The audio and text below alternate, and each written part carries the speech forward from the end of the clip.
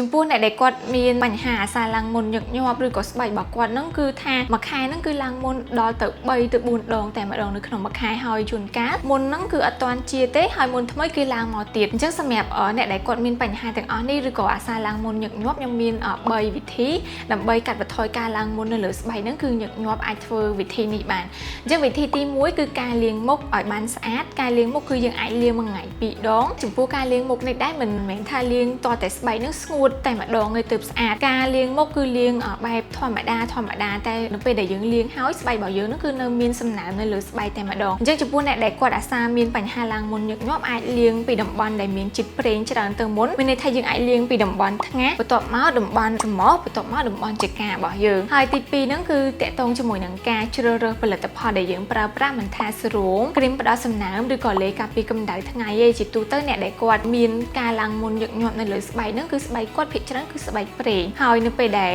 គាត់ជ្រើសរើសផលិតផលអត់បានត្រឹមត្រូវមានប្រេងច្រើនមុនរបស់គាត់ហ្នឹងក៏អាសាឡើងដែរអញ្ចឹងការជ្រើសរើសផលិតផលហ្នឹងគឺចាំបាច់ហើយបើសិនជាអាចគឺប្រើផលិតផលដែលអ្នកជំនាញគាត់ណែនាំឬក៏ដុកទ័រស្បែកណែនាំតែម្ដងគឺកាត់បន្ថយការឡើងមុនបានច្រើនមែនទែនទី3គឺតាក់ទងជាមួយនឹងអ្នកដែលគាត់ចូលចិត្ត make up ឬក៏ប្រើ BB cream អញ្ចឹងបើសិនជាក្នុងករណីអត់ចាំបាច់គឺអ្នកទាំងអស់គ្នាកុំគួរ make up ញឹកញាប់ពេកឬក៏កុំគួរប្រើប្រភេទ BB cream ហ្នឹងជំនួសលេការពារកម្ដៅថ្ងៃខ្លាំងពេកដោយសារតែវាអាចធ្វើឲ្យរន្ធញើសរបស់យើងហ្នឹងគឺមានសភាពហប់ឬក៏ស្ទះអញ្ចឹងបើសិនជាយើងត្រូវកម្ដៅថ្ងៃច្រើនឬក៏នៅកន្លែងណាដែលមានសភាពហប់មុនហ្នឹងគឺជាអត់ផុតទេគឺនឹងឡើងហើយបើសិនជាអាចប្រើជាប្រភេទលេការពារកម្ដៅថ្ងៃ